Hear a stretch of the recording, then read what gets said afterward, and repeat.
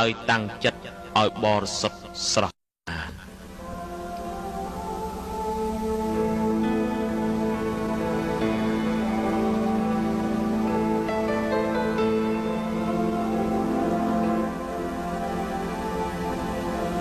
្រះអង្គដ៏ចម្រើនលើកទោសឲ្យខ្ញុំព្រះអង្គបានទេនៅការរំខាននៃការឆាន់ខ្ញុំចង់សួរនៅបញ្ហាមួយដល់លោកចង់សួរស្អីគេលោករៀងលោកមើលទៅស្រស់ថ្លា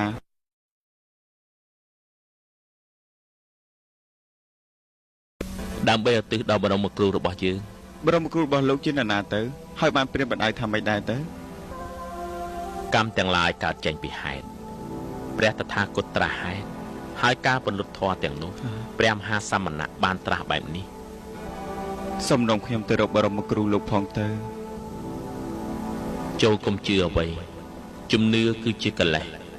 ដូច្នេះចូលកុំជឿសូមបីតែរឿងដែលយើងប្រាប់យើងធ្វើនេះគឺបង្រៀនឲ្យទម្លាយសច្ចធម៌ដោយខ្លួនឯង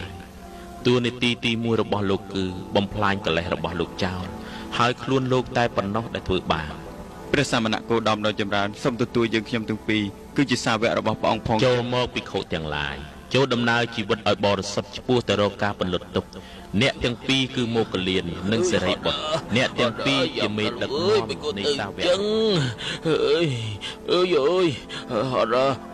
អើយដល់គឺនោះយោព្រះអង្គ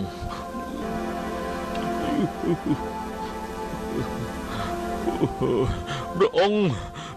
ជួយទុំគុំបងទៅទុំគុំតាមរកត្រង់ច្រើនថ្ងៃមកហើយស្ងប់អារម្មណ៍ទៅទុំគុំមានរឿងក្តៅ